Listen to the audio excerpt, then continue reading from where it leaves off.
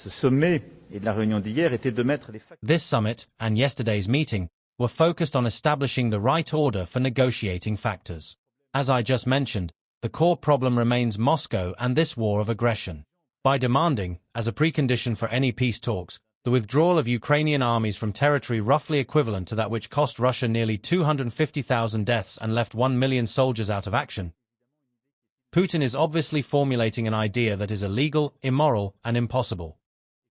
From the outset, our argument has been that discussion is only conceivable if very strong security guarantees are offered to the Ukrainians, and only if these guarantees are the precondition for any ceasefire, peace agreement, or armistice.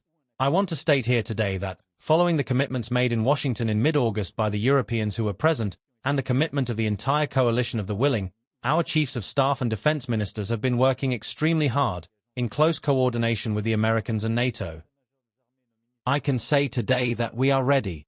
This coalition of the willing, which was established on February 17th of this year right here in Paris, continues the work we began in February 2024.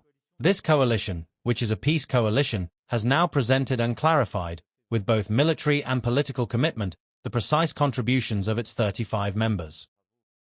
This is designed to deliver clear guarantees of peace and security to Ukraine. First and foremost, the purpose is to ensure that in negotiations there are no format or capacity limitations imposed on the Ukrainian army. That is our stance, and what we will defend to the very end. We have positioned ourselves to provide Ukraine with the means to regenerate its army, so it can withstand any new attack and also deter Russia from any further aggression. This is the first, most important, and indispensable pillar of our safety guarantees. Accordingly, we have gathered contributions from all coalition countries. The second element of these peace and security guarantees is what we call reassurance forces. As of today, 26 countries have formally committed themselves, with several others yet to clarify their positions. These 26 countries have committed to deploying troops in Ukraine as a reassurance force, or to being present on the ground, at sea, or in the air. This force is meant to guarantee peace and provide a clear strategic signal. It is not intended to wage war against Russia.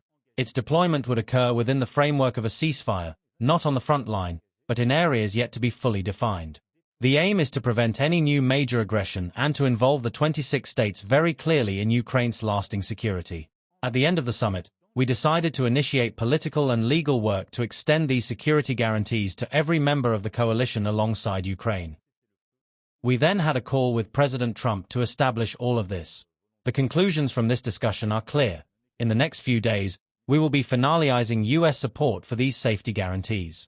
The United States has been involved in every stage of this process, and I want to thank all military, civilian, and political leaders involved. We are finalizing American support in the coming days.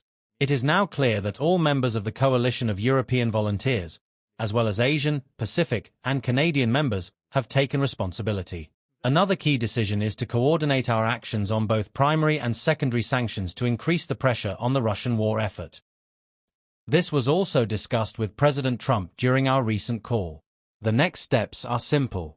The Americans and Russians will be in contact again, and all of us share a clear desire for this. The appointments decided upon, to which the Russians committed themselves several weeks ago, are becoming a reality. A physical bilateral summit between the two presidents, and the trilateral and quadrilateral summits we are all hoping and pushing for. If Russia continues to refuse concrete peace talks, which is the only conclusion we can draw from its stance since last March, then we will, in conjunction with the United States, take additional sanctions and provide clear answers to this refusal. That is also what President Trump expressed earlier in this call. Our objective has always been to ensure the right to true peace, a just and lasting peace, in which Ukraine is restored to its rights, in which there is no reward for aggression, and in which violations of international law are neither sanctioned nor accepted. Respect for international law, Ukraine's security, and the security of every one of us are at stake.